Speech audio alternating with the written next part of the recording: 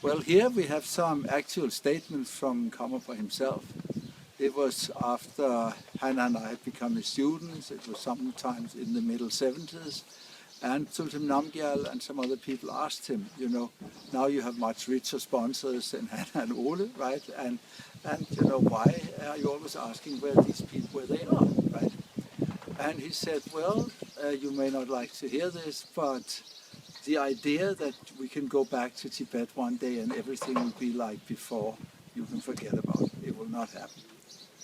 And the hope of many that because the Indians were Buddhists 1,000 years ago, right, and they would want to be Buddhists again, will also not work.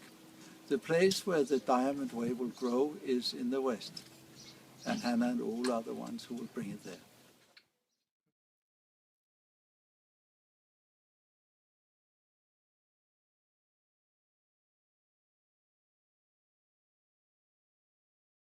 Well, we actually, Hannah and I, and a friend of ours, you know, who I think is a Sakya for today, we came down from Poland, and on the way there, actually what we saw was that we were not the ones bringing Buddhism into Budapest and into your country, generally Hungary, right?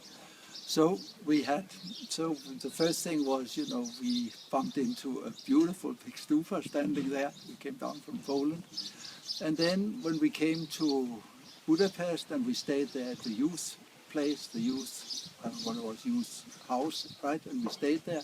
Then, you know, we saw some very interesting qualities with the people. They all wanted to arm wrestle, you know, and they didn't trust us till they pulled so much sweet wine into us that they could see our mind wouldn't change, right?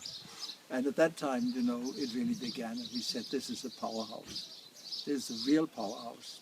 What happens here will have influence north and west. And we already knew about Attila, you know, and we knew about the whole influence, you know, which came in together with him and so on. So we felt very much at home, very much, you know.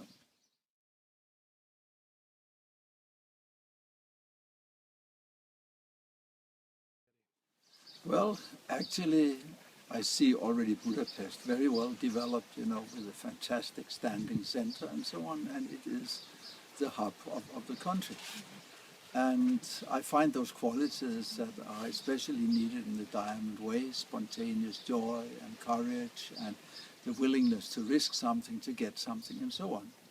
Then also I noticed, like, which is very often the cases when people, when they fire very quickly and have ideas and are very inspirational, also that after a while, you know, one has to bring new things or meditate a lot to keep the motivation going, right? And we now have yogis, you know, who's been staying half year and a year here and so on, meditating and so on. And I mean, it's general for the country and all my friends there, all my students in the country, that they usually do things. And it's very inspiring what they do. It's interesting and very inspiring.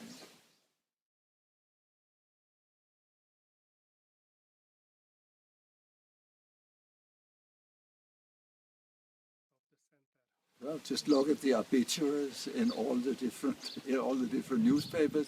People die every day, and some are young, some are old, and most of them die without any kind of values, really, you know, just tossed here and there by the experiences without any solidity, without any clear view and so on.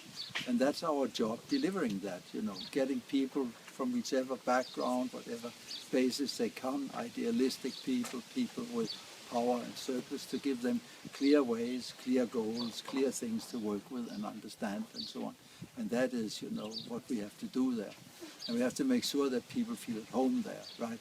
That they come in there, of course, that they don't leave there, don't start eating in the middle of the temple or something like that, but that they really feel good there and that they are able to use the other rooms, you know, around that for the more ordinary things that they do and which don't really fit in the main goal, right?